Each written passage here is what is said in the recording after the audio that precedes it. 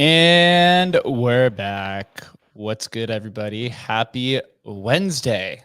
The Ordinal ecosystem continues to pump 2 days in a row now. Adam, are we so back officially? Bro, we need Bitcoin 100K, man. It's just that simple. It's like until we get Bitcoin 100K, it's all just, you know, smoke and mirrors. We need a serious pump here. Fuck yeah.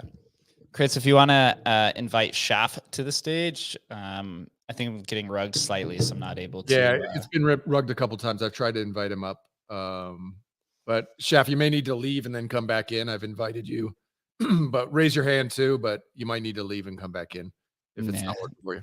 Never a dull day when X Spaces continues to glitch. Chris, how are we feeling today? Yo, the microphone is still buzzing, but you know, we're doing okay.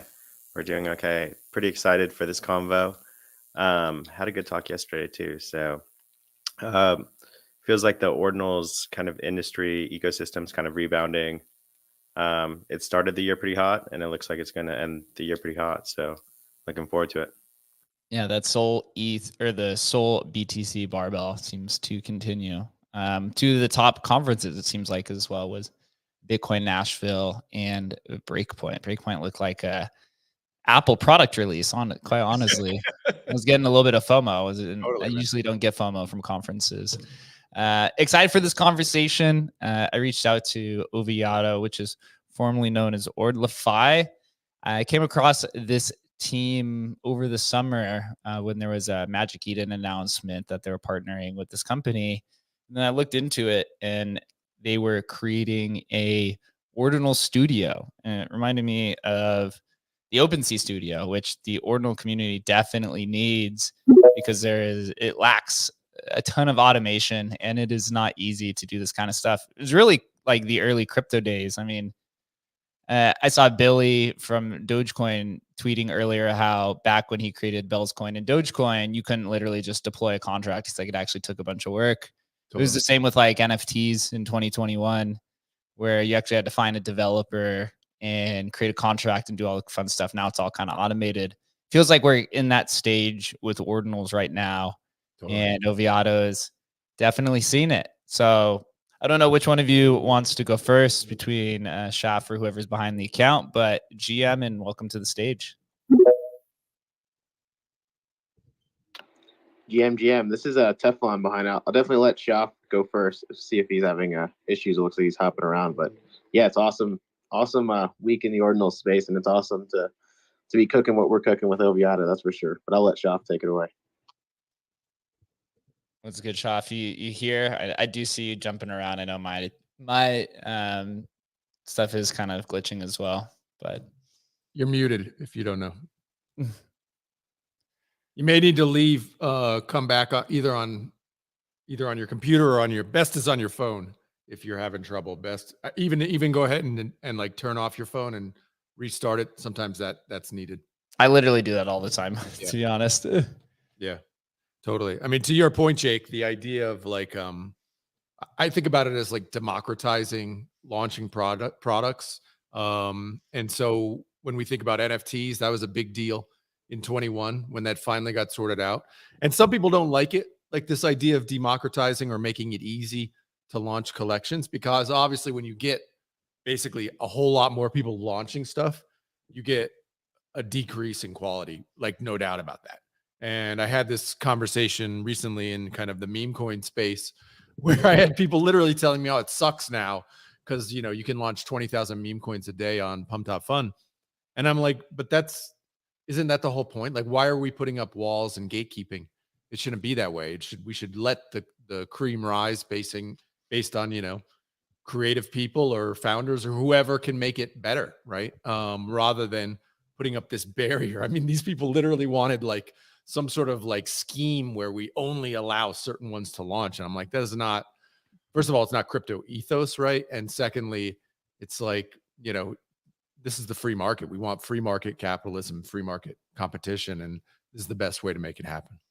Well, all the crypto degens know that high friction means you're getting in early, which has almost become the entire point of crypto now. I mean, when we all joined, in 2017 and earlier, the ethos of crypto was more around, decentralization and self-sovereignty and all the ideals. Now it's all about just who can get in the earliest to what first, man. That's really the game. But, this is something that, Oviato is attempting to take on and create, but it's not just for degen traders, right? It's for the creators, which often is the kind of the left out individuals in the community. Even though you're the ones that are creating the assets, it seems like artists and creators tend to get the shaft at the end of the day. When the bear market comes, they're the ones who generally gets treated the worst. Shaft, do we have you back on stage? Yes. Let's go. I don't know if you guys can hear me. Yeah, we got you. No, we can. We got you. Yep. Oh, fucking hell. Oh, he can't hear us. Elon really got to fix his shit like this. Yeah, sorry. I think I missed like the first 10 minutes of the whole discussion because just that's okay. Around, yeah. Can you hear us? We are so back. That's all I know. Yes, sir. Ordinals is not dead. Can you hear us at all? Can't hear us. He's going. Can you hear us, Shaf? I can hear everyone loud and clear, but I'm not sure if Shaf can. Yeah, Shaf's having some issues. Time to upgrade your iPhone, brother. It might be time with Runes and Ordinals coming back, I think. You might try just joining on your computer. You could do that as well. It works on your computer now. Yeah. We'll see if he does. Anyway, I can definitely chat for a while as Shaft comes, and I know he's got plenty of exciting developments. But I can talk about what we have been working on. I know you alluded to the Magic Eden thing. I think that got us on a lot of folks' radar, and it's been fun since then. Like seeing artists and creators kind of light up, like as they have that aha moment once they start playing around with the studio and some of the tools that we've built. Of like, wait, I can actually launch like a recursive collection without needing any devs myself, just putting, 50 or 100 traits together as layers instead of actually having to inscribe each of the PFPs and images, fully together and end up paying like what, upwards of like 20 grand or, some, depending on the size of the collection, even more. So it's been really fun to see how, there's been hundreds, obviously we had thousands on the waiting list, and now I think it's upwards of a couple hundred like collections that are being worked on, and some have even launched to the platform with. Actually, I see Cubix is in the audience. They did a pixel collection with us, and I think they spent a total of like $50 to inscribe their whole collection. So it's fun to see. I feel like this is gonna, as you mentioned, we saw it with NFTs back in 2020 and 2021. Like when the tools became more accessible to everyone, there was just like a lot more fun happening. And sure, maybe it didn't make. I mean, it did ultimately make the top bags pump as well. So that kind of FUD is kind of bullshit. I think market participation is good, but yeah, it's fun to watch that. And if anyone here in the audience hasn't played around with it, we have we have a handful of tools we've been building since really like Feb of last year. Some of the first ones were using recursion to build to piece together large images and then put them back together. But since then, we had been building this creator studio where you can put traits and layers together, set rarity levels, name the traits, and inscribe them all with the metadata on chain. So you can really build and obviously it's all with no code. Maybe not obvious, but obvious to those who've looked at us. No devs needed, so you can really just come in, build your full collection from start to finish, make sure that the metadata is inscribed on chain, all the rarities is set, and you get a really full complex collection without needing to go hire a couple devs, hire other people to put it all together. So really trying to democratize creating on Bitcoin. So this kind of I mean, I was talking with Jake just before the show. There's a big discussion last week about the provenance of the metadata and what's in a collection, right? Because we had some creators or founders of projects basically delisting certain assets from the project because they were stolen or whatever, and all this sort of thing. So what I'm assuming yours does, or your tooling does, is allows for all this like parent-child provenance and all this sort of stuff, where the collection itself is completely on chain, and therefore you don't even need to. I won't even need to tell if I'm launching a project now. I don't need to then tell Magic Eden, hey, this is the collection. It'll kind of all just be on chain natively. Is that right? Yes. Can you guys hear me? Yes, sir. I want to ask this. Oh, fucking hell. I'm back. Okay. Hey. Yes. Hey, nice to meet you, man. Sorry about all the jumping around. But yes, right now, when you use our studio tool and create your collection, yes, your traits data is already on chain instead of JSON file somewhere in a marketplace. So the traits information is already on chain, and we are soon releasing the parent-child per collection feature as well. So when you're creating a collection, you'll be able to inscribe a parent, and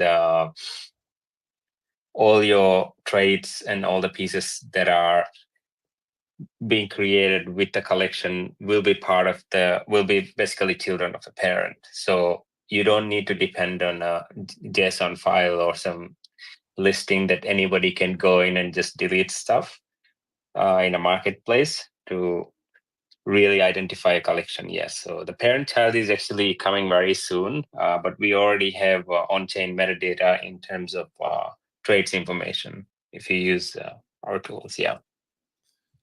So as you guys built this, let's take a step back a little bit. At what point during your Ordinals experience did you realize that this type of tooling was needed? And when did you guys actually start with, at the time it was called Ordlify? We actually started, me and Apo, like way back when we've been building NFT tooling. When we saw Casey's Ordinals theory drop, he basically dropped this Git book, and we jumped on it. It was the first week itself in February, I believe. We jumped on it, and we ended up creating. We were doing quite a bit of experiments, and we created a NFT collection. Sorry, NFT ordinal collection. The very first dynamic ordinal collection, which is it's called GMBTC. It's still in our wallets. So basically, how it works is it's a SVG that has JS and CSS built into it. So depending on when you look at the artwork, it animates to day and night.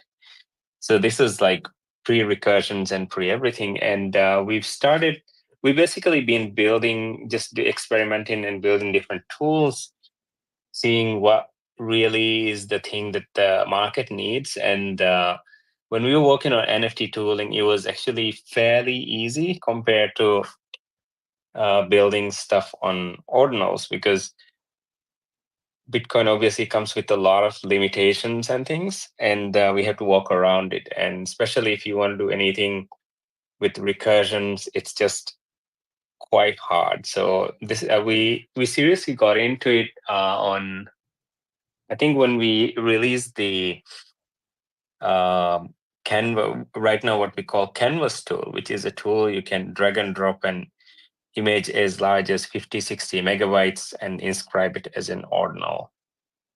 Yeah, so this is, I believe, around May. Yeah, we seriously got into it. Yeah. Wow. Yeah, I mean, I've used OpenSea Studio for a few years now because Emblem has to manage a ton of collections, and from a creator standpoint, I'm a fellow no coder. I wouldn't have no idea how to figure any of this stuff out. So having a slick model, really helps the creators in a sense. But diving into some of the collections in the studio, if I'm a creator and let's say a no coder, but I want to create an Ordinals collection, like what's the first steps to being onboarded to Oviato? The first step is just head over to Oviato, click on Studio, and you log in with your wallet and start creating. You don't need any permission, anything from us. And our launch, and of course, once you're done creating your collection in Studio, you can go ahead and inscribe it and list it on Magic Eden. It will give you the exact JSON file that you need to copy paste over to Magic Eden, and also launch it in other marketplaces that we are integrated to. And by end of this week, you'll also be launching with us, Oviato Launchpad. So again, to launch with us, you don't need to talk to any one of us. You just create your collection, go ahead and launch, and sell out your collection. It's that simple. Will the launch the whole pad, thing is, sorry, yeah. will the launch pad allow for like people to do free mints and that sort of thing? What sort of optionality will be available when the launch pad goes live? When the launchpad goes live, yes, you can do actually free mints. I believe you have to put an amount there, and it can be as small as like 10 cents because of the way that we actually constructing the transaction in the mint price. And you can set up your private sale, multiple private sales, multiple allow lists and public sales, and just have everything fully automated in terms of like when something should open and close, and set up the whole thing by yourself. And when it comes to allow list, you can right now in the version that's going out end of this week, you can upload your allow list, but further down the line, we're actually rolling out features like automatically giving access to your private sales to like famous collections that are out there. So imagine if you're holding a Ninja, you could actually just go ahead and be part of the private sale of your collection. And to do this is just, again, one click, because we make things extremely easy for people. Yeah. Yeah, I have here pulled up on the live stream. Your guys' it's a 10-minute video of how to create a recursive collection, and it's just looks like it's really just a drag and drop method. Similar to creating a website nowadays on something like Squarespace. Is that kind of where the direction of this is going? Is this drag and drop method, or to just simplify it as much as possible? Yeah, I think one thing that when we started working on it, I mean, my background is I do have a bit of a development background, but right now I'm just fully focused on design and product, and Apo is the genius behind all the tech, my co-founder. So when we actually looked at things, we like set ourselves like, as a creator, you focus on art, like let us handle everything else, right? Let us handle means a system, not them actually having to come and talk to us. Hey, can you do this? Can you do that? Right? So just really simplifying all these complex things that otherwise they have to do to launch a collection, and of course creating an interface that people don't get confused. Like, am I doing the right thing? Is things gonna get fucked up if I do this? So these are like some of things. Of course, it's simplifying the whole process. Yeah. And I'm curious on the back end infrastructure, and I'm gonna set it up like this. I've talked with Magic Eden from the Emblem side of just discussing, how to get collections listed. And really, they kind of just presented it as it's a trust me, bro situation where you really have to approach them, give them the inscription, give them all of the details.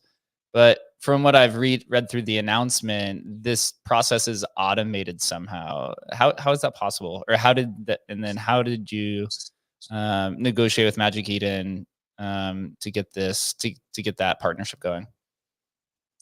So we got introduced to Magic Eden through one of our advisors, and we've been working with them on a couple of other things that will also get announced in the coming weeks and months. But the first integration of this is basically when you're creating a collection and you say, I want to finalize and list this on Magic Eden, there is a couple of things that you got to do. You got to inscribe to a wallet, and we help you do all of it. And the thing is, the inscription engine and everything is what we actually built in-house. So we could really offer a really competitive and really cheap inscription fees.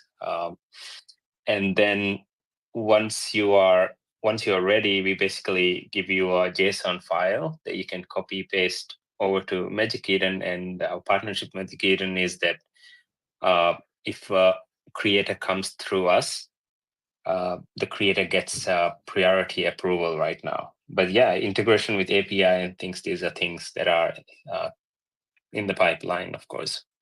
And Magic Eden is just one of the options. Yeah, sorry. Well, I was just going to say, what's your kind of strategy for you guys actually making money? Do you charge a percentage of the cost to inscribe, or how does it work for you guys, like as a business model? So right now, actually, we've waived our fees, but we'll soon be rolling out. Even when you're inscribing right now, we show you how much the fee would be. Yes, our fee would be very much minimal compared to other players in the market. Basically, a very small % on the inscription. And then when it comes to mint, if an artist creates their collection through our studio and they want to launch with us, they don't have to pay any service fee. They just have to pay a small % of the mint. Gotcha. So you guys are actually would be just very, very minimal. So you guys are actually running like behind the scenes, or behind the curtain. You're doing the actual inscriptions yourselves. So you're providing kind of a service like Ordinals bot would, and making a fee off of that to a degree. Yes. Oh, true. great. So yeah. Very cool. Interesting. Moving through your guys' platform, as I've been looking through it, there's something that you released recently called Points. And, as we know, the points meta is not something new. It's been in the crypto space for quite a while.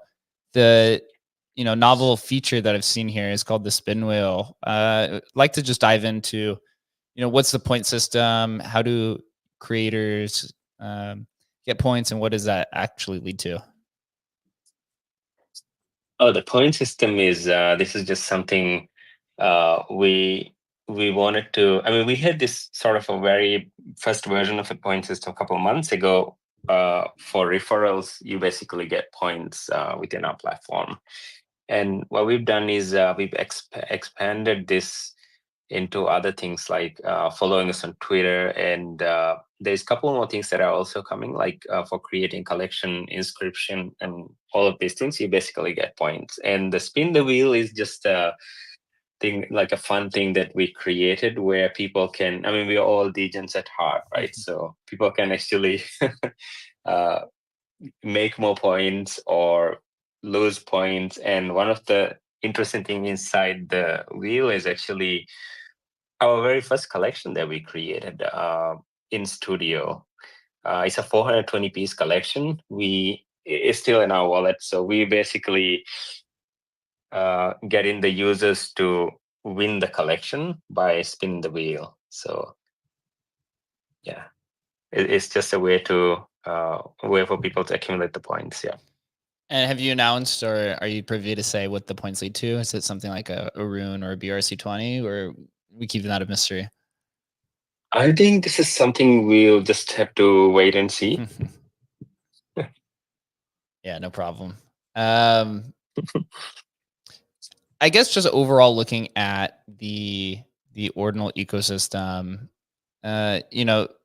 from the inception up until about one of the recent Ord Core upgrades, there was a ton of upgrades or additions, right? That added recursive inscriptions, reinscriptions, parent-child inscriptions, a handful of APIs. But as of recently, there hasn't been that much. And Casey's even gone out to say, like, there might not be, that much more coming to Ordinals. Like, it's close to a completed product. What then happens to, Oviato, or like, what are the types of areas of Ordinals that maybe are, underdeveloped, that you guys are looking into adding? Yeah, great question. I actually think even though Ordinals as a protocol is done or feature complete,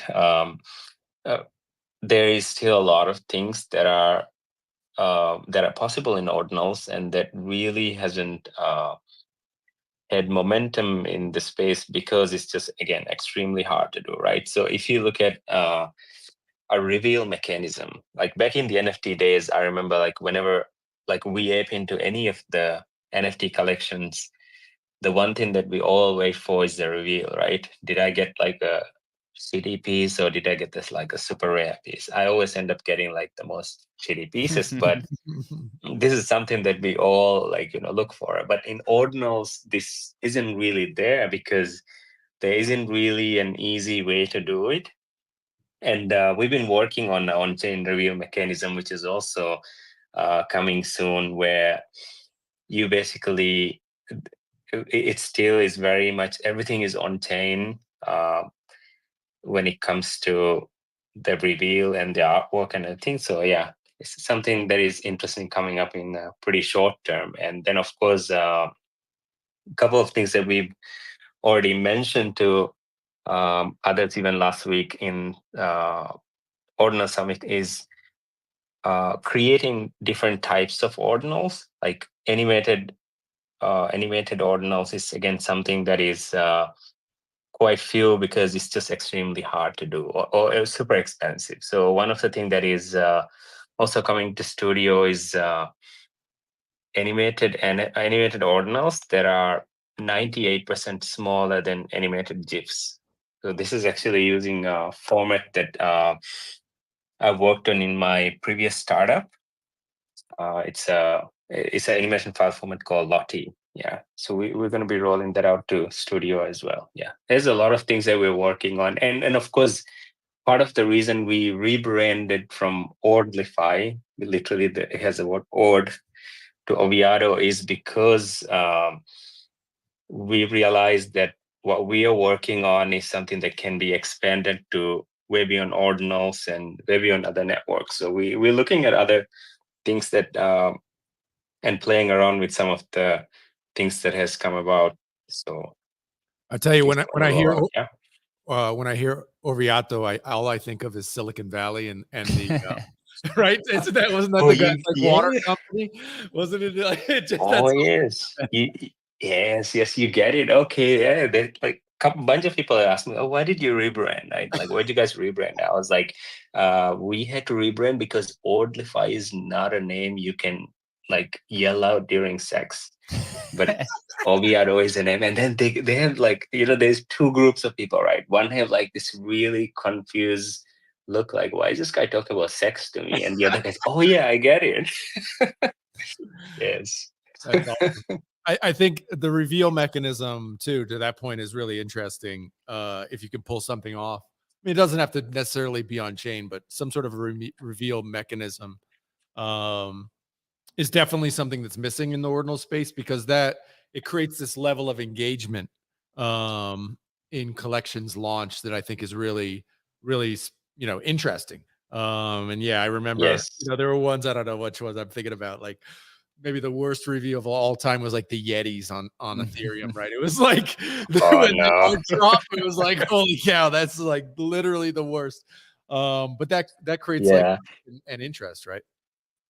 Yeah, and there is just what I just remembered one more thing that is already possible when you create a collection with Studio is we have on-chain metadata of your trades. So this means that you can finally calculate the rarity score of the pieces that you own, right? Again, if you look at this is again something that we used to do, like, whenever you're buying a piece in the NFT days, you would of course want to buy the rarest pieces. So you go into all these rarity calculation places and check out like, okay, what are the rare things that I can get, right? This isn't really there in Ordinals because, again, the trades information is still centralized. It isn't really decentralized. So yeah, if you create a collection and inscribe with Studio, it is already there. So yeah, we're going to be releasing like some small tool to help people calculate the rarities. Like basically you can go in and check what is the list a collection and what are the rare pieces and how rare is the piece that a specific piece. Yeah, but this is something that we'll be releasing further down the line. Yeah. I think we've talked about this on this show a few times, but when you look at the ordinal space, comparative to the NFT space, most of the gamification is really social. It's not really on chain, right? So something like a reveal mechanism is on chain randomness. This is something that's very common in NFTs on ETH and Solana, but on Bitcoin, whether it's mostly in ordinals, you have this thing of like first is first, right? Which is just that's the social gamification that's not on chain at all. And then it expands to different things like the DMT protocol and on stamps and so forth. Whereas, right, low numbers is also like a big thing in the ordinal space, which is again another kind of social gamification, because it really lacks these type of things. So I've seen two different projects release reveal mechanisms. You have the involving inscriptions, which is the Quantum Cats thing. And then I believe, I think Seize Control had like a pack kind of thing where it reveals in stages.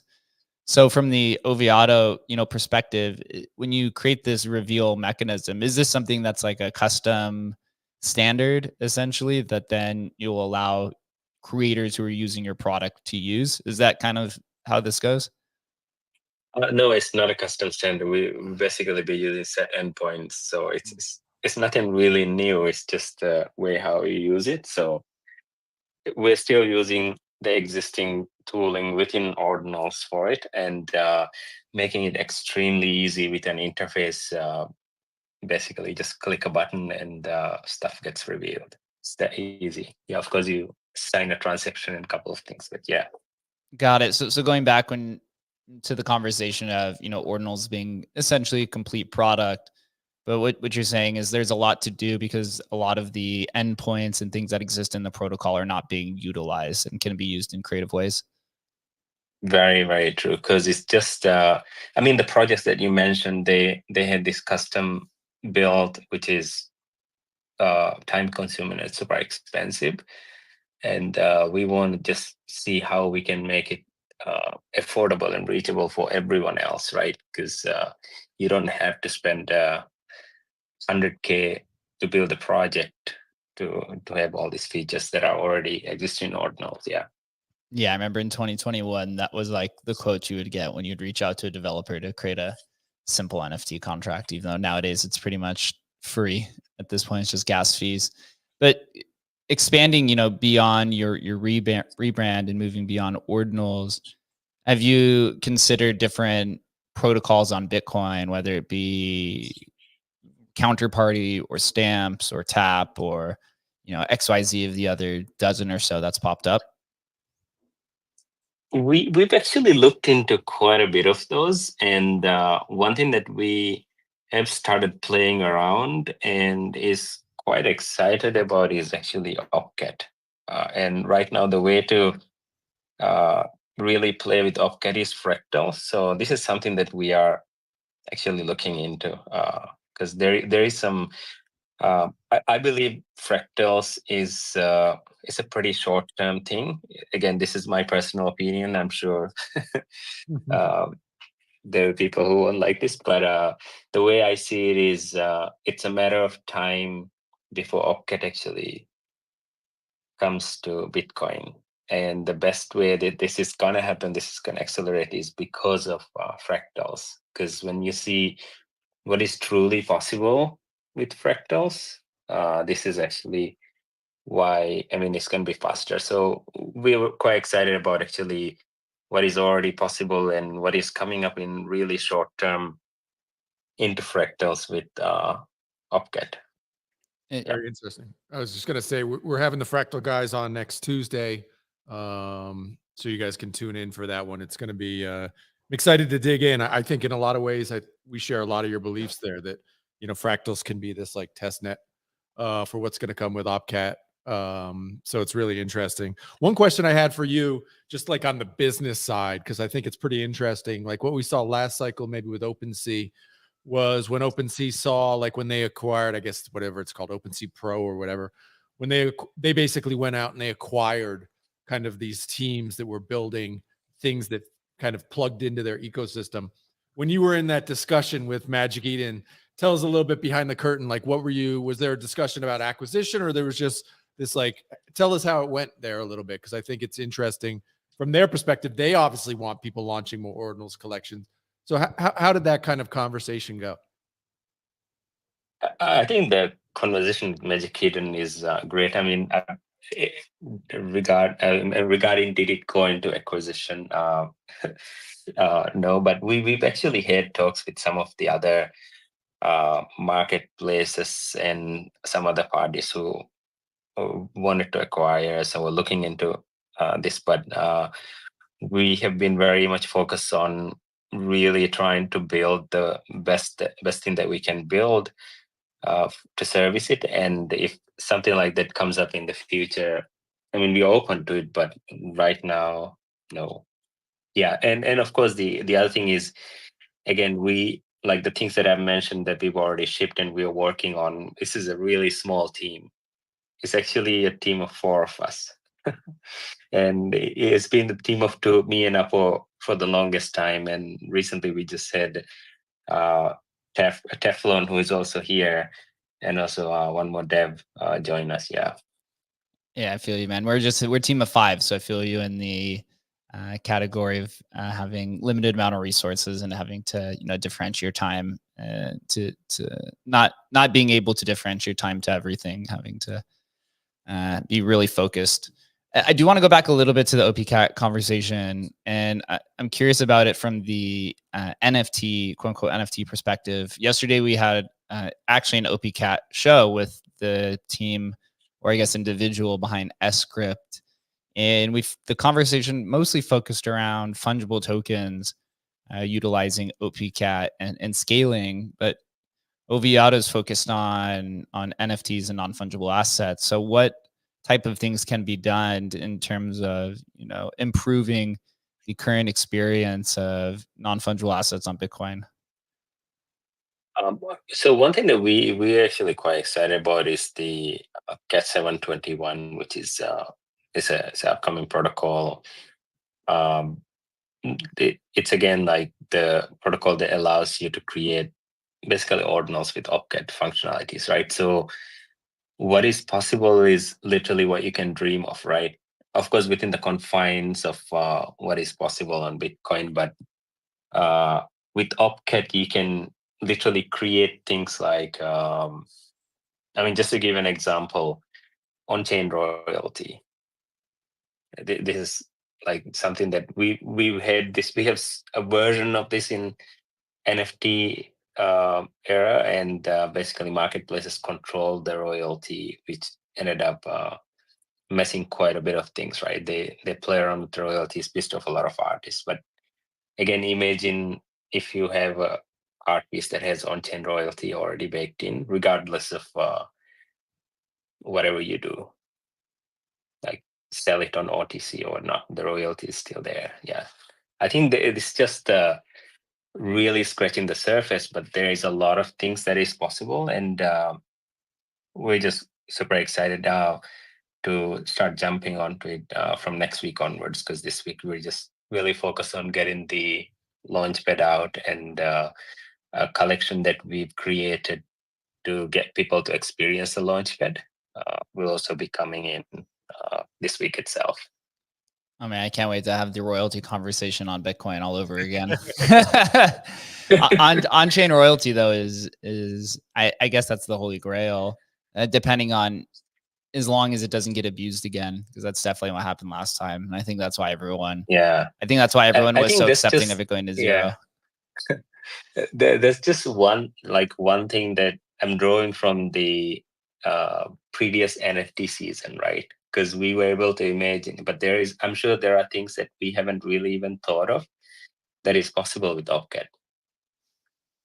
Yeah, the non-fungible side of that is what interests me, because currently most interest is just for fungible tokens on Bitcoin. I mean, Ordinals has, a few top collections, but most of the speculation, resides in the fungible tokens. Really, the only NFT ecosystems that have any sort of success or long-term traction really is Ordinals and Counterparty. And Counterparty's kind of just has that provenance, and Stamps has some, but that Stamps is on Counterparty. But when anyone's tried NFTs on Atomicals or some of these other ones, there's really no traction there because it's nothing new per se.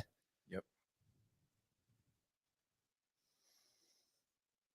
Yeah, very true. I think with the addition of the things that are already there in Ordinals, and us making it extremely easy for people to use those features, will allow people to create a lot more cooler work. And also, when opcat is finally in Bitcoin, it's just it's going to be amazing. Like, to create collections, mix it with true programmable functionality essentially inside. Yeah. It's funny. One of my followers tweeted at me yesterday and said that Fractal is a Bitcoin or a Bitcoin testnet that people can finally pump and dump on, because you can't do that on testnet. It was kind of funny, but that was just a kind of a side tangent there. It is a testnet, yeah. Everything's a testnet per se. At least that's what you hear. Looking forward, kind of looking into the future for Oviato and some of the future business models. Have you looked into partnering with other Ordinal kind of marketplaces, right? Like Ordinals Wallet or some of these other competitors, or looked into any type of partnerships with some of these emerging DeFi protocols? Yes, we've actually are in talks with a couple of marketplaces. One of them, Mintify, that is upcoming marketplace. I mean, they've been around for quite some time in NFT space, but they're coming to Ordinals. Again, just being able to create collection through our platform and list it over these marketplaces. And we have, of course, like, all the other players out there. This is a really small space, right? We were having lunch with the Ordinal guys like last week, even just talking how we can work together on things. So we've identified things that we could work together on and lift this space up as a whole, rather than trying to tear people down, because this is a really small space compared to, when I say small, like I was I actually dropped by token 2049 last week and realized, like, oh, this is like, token 2049 is massive. And then there's Bitcoin, which is a subset of token 2049, and we are a subset of Bitcoin. So it's a really small space. So we have to just build each other up to really take the next level. Yeah, everything is quite small. I mean, even Solana's breakpoint, which was massive, I saw was only 5,000 tickets, which is large for a conference, but still quite small in the scale of things. It is interesting though. This is a small space, and you have a Goliath in the ecosystem of Magic Eden, right? That's consumed the majority of the trading volume. And now you have some of these emerging side protocols, right? Like Tap and Counterparty 2.0 and et cetera, where it's important for, small business operators, like both of us, to dive into these emerging ecosystems so that you could capture some product market fit. And, less about getting consumed by, this one giant marketplace that's trading the majority of the volume. And, Ordinals Wallet's kind of in that position as well. You see them expanding to other UTXO chains. And now they're also interested in OPCat. It seems like everyone is kind of interested in OPCat. It's the, I guess, multi-billion-dollar opportunity that, if you're a small and swift team and you could be nimble and you could really act on it, there's a lot of success there. Yeah, very true. I think I'm very bullish on OPCat. Whatever actually pushes Bitcoin forward, which is very much right now, is OPCat, and the way we can really play around with OPCat is currently Fractals. So yeah, I'm bullish on those things. Bullish on Fractal. Adam, you have any other questions? I guess with the cat 721 and OPCat, like, how do you look at it for right now for you as a company? Are you trying to like just kind of watch and observe what's happening over there, with the idea that what's happening over there is going to happen on Bitcoin eventually when Odie gets this thing through? So you're just trying to see what's going to succeed and what's going to fail. Is that your kind of idea when you're looking at it? You're doing the same thing, and I'm just wondering how you're viewing it. Yeah, so right now the reason that when Fractals drop on day 0, we didn't really just jump right in and try to support it is because we wanted to see like exactly like what's happening with it and just observe it a little bit, right? We are a really small team. Again, like we really have to focus on, be very careful about what we focus on, right? And we've been playing around with Fractals, but in terms of supporting and being able to use Fractals in our platform is something that actually might be coming soon. But again, the reason for that is because we think that what makes our time really worth with it would be OPCat. So when OPCat comes to Bitcoin, it will be just extremely easy for us to roll it out over to Bitcoin. Right. So if you guys do end up building something on Fractal, you're looking at it as like, this is us building in anticipation of it coming on Bitcoin. So this is like gives us the head start so we can launch immediately, basically, when it comes out on Bitcoin. Yes, it's basically building on testnet when when it finally comes over to mainnet. Okay, yeah, totally, dude. Yeah, Chris, you have any questions? Any thoughts on conversation? Yeah, the product is really, really polished, and especially for Bitcoin in general. Everything is kind of pretty clunky over there. you have any kind of insights on maybe how much usage you're getting and kind of how big do you think the market opportunity for something like Oviato is? Is it, looking at the Ethereum NFT boom, is it something similar to that, or is it just kind of a lot longer drawn out into the future? What are kind of some usage expectations that you might have? Yeah, that's a great question. We believe that the season, the ordinal season or the digital collectible season that is coming up is way bigger than NFTs because NFTs itself, it had its run. There were, of course, fundamentally things that were broken. Like, we say it's like, NFT is something that is on Bitcoin, stays forever, but a lot of people don't realize is the whole IPFS thing, right? But when it comes to ordinals, this is a small detail for Nomi, but for us, it's a big thing, right? And I think that it's just going to be quite big. And we have, of course, quite a lot of thousands of people already using our product. And this is the thousands of people, right? Back in the NFT days, we saw like 500,000 wallets who were creating NFTs. So we're just barely scratching the surface when it comes to the TAM of who we can really address. Yeah. So when you talk about like thousands of users, is that collections launched? Is that what are people actually doing mostly? What are like the high points? Yeah, mostly people are actually, so there is a two group of users who use our products, right? So Studio is the users of Studio is basically, I think there's a couple of users even here, Richard and Cubics. They use our tool to create PFP collections. They define the rarities, traits, and rules and all of this stuff and generate the PFP, recursive PFP collections and go ahead and launch it, right? And then there is a set of artists who actually create this single art piece that is maybe 30, 40 megabytes. And they they basically create a ordinal out of it using our canvas tool. So there is a split between these two groups of people. Of course, the later one is much less because each of these inscriptions cost a couple of thousands of dollars, right? But when it comes to collections, most of the users on our platform are actually creating collections. Awesome. Yeah. How many users would you say Oviato has at the moment? Is it in the hundreds, in the thousands, tens of thousands?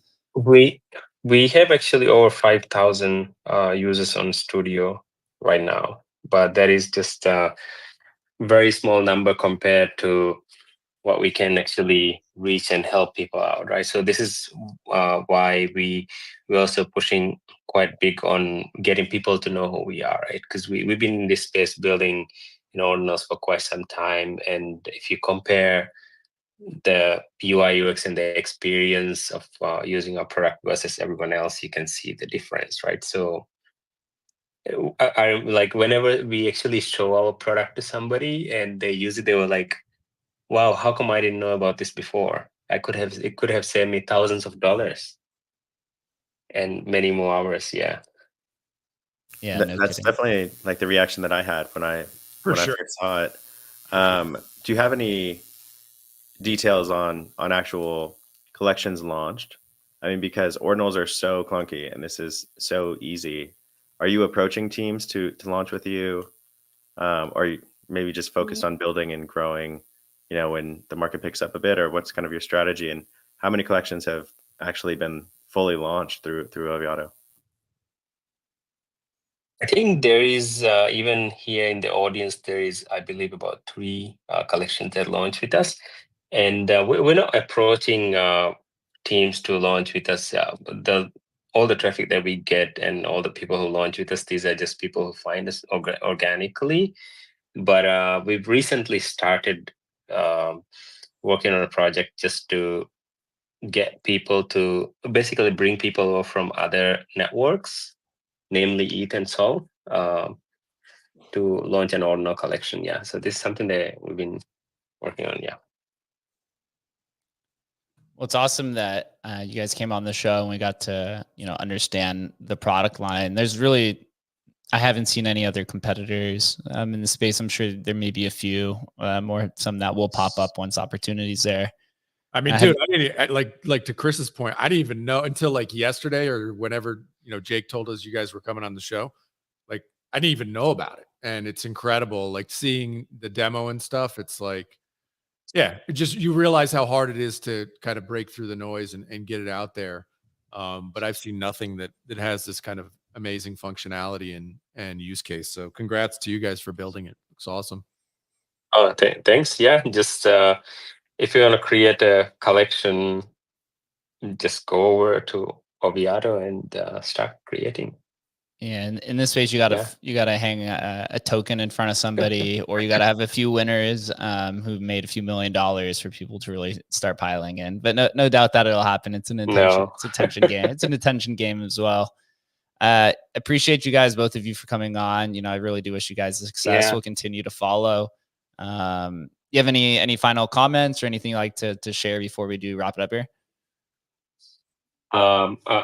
I'll just go first, and then maybe Tef can also say something. So we're super excited finally that our launchpad is going to be available for other people to play around with end of this week. And we'll be launching a really small collection. It's like 420 pieces. And right now we're just creating a allow list for people to get into the pre-sale. It's just, again, it's probably $3-4. We're not gonna, the whole idea is just for people to see it and play around with it. And instead of us promising we are building this thing is coming, we just want people to really try it and see what.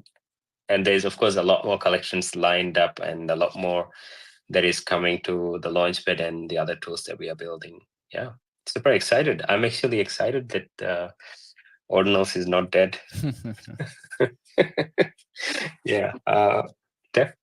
Same, yeah. I was gonna say same. Long summer, but I think we all kind of knew that. We had a crazy run up in Ordinals season 1 and 2, but yeah, this is fun. And I guess any artists who are in the audience that want to, if they're looking to launch like existing collections and they want to, set up that with the launchpad, feel free to kind of play around with the studio. And if anyone's hasn't, it's super fun. You'll spend probably way more time than you think setting new rules and kind of perfecting your collection and perfecting the traits and all. I've personally been playing around with it the last few days and replaying around with it after some of the updates, and it's super fun. So if anyone has any questions, obviously there's the videos, the demos, or you can always hit us up and we can try to talk you through things. Yeah, really appreciate you guys for coming on. And for those that are in the crowd, Adam, myself, and Chris, who work at Emblem Vault, which is the leading cross-chain protocol in the industry. We help you trade NFTs across blockchains, right? Take Ordinals and trade them on Ethereum. Eventually, we're going to be expanding to all chains. If you enjoyed this show, please follow the Emblem account so you can stay in tune with all these awesome conversations we have with builders in the Bitcoin space and the interoperability sector. Also, make sure you give Oviato and Shaf a follow because they're building a awesome product. Tomorrow, we're hosting our Emblem Town Hall, which is our monthly show where we discuss all of the updates in Emblem Vault. Lots coming in Q4, so be sure to show up. And without further ado, we'll wrap this up again. Shaf and Oviato, you guys are awesome. Please give everyone a follow and a round of applause. And we'll see everybody back here tomorrow at 11:30 a.m. Eastern time. Until then, enjoy your Wednesday and be safe out there.